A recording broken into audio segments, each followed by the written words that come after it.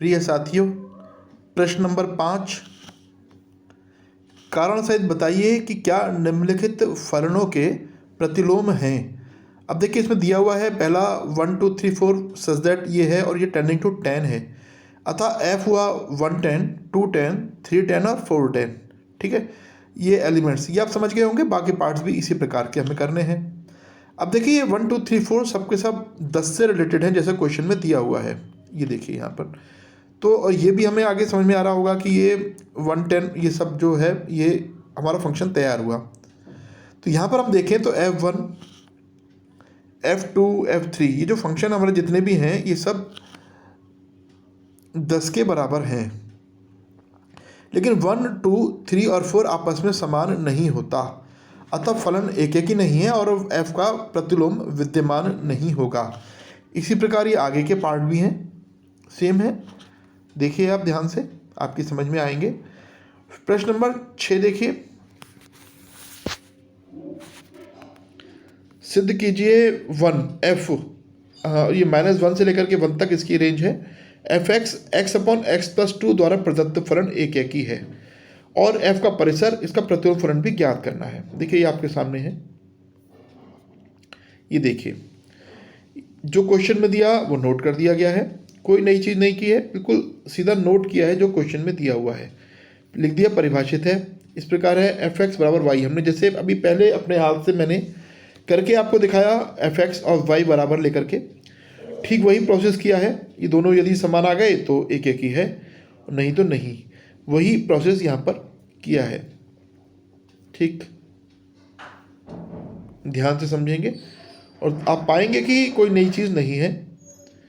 जिस प्रकार पहला प्रश्न हुआ है उसी प्रकार ये सब किए गए हैं। ठीक, फिर से दोहरा दूं कि इन प्रश्नों में फॉर्मूले से ज़्यादा दिमाग लगाना पड़ता है। ये प्रश्न नंबर 8 आपके सामने। मैं अच्छे से समझता हूं कि जितनी जल्दी स्लाइड करके मैं आपको ये दिखा रहा हूं उतनी जल्दी नहीं होगा, लेकिन आप वीडियो रोक सकते हैं, रोक कर फिर से देख सकते हैं। ये प्रश्न नंबर 9 है, देखिए द्विघात समीकरण का सवाल है, हमें इससे कोई फर्क नहीं पड़ता, हमें तो सिर्फ उधर y माना, x और y को सॉल्व कर दिया। ठीक है, वही है, ये इसके आगे का पार्ट।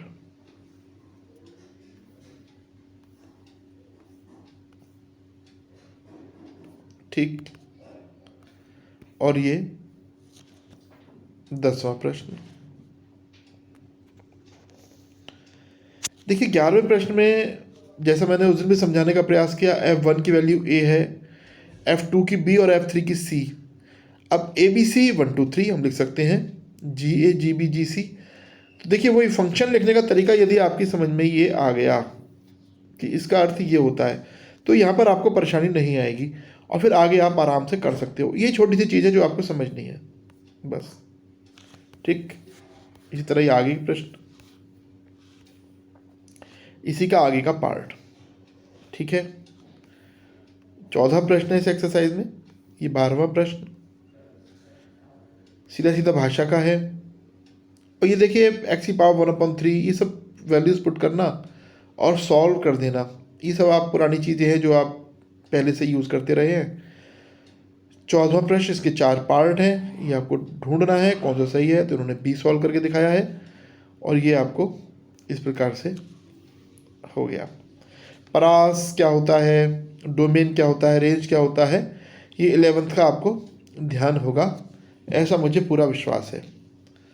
तो साथियों ये प्रश्न आपकी समझ में आए होंगे, आपने कॉपी में करेंगे भी और फिर मुझे तुरंत प्रेषित करिए।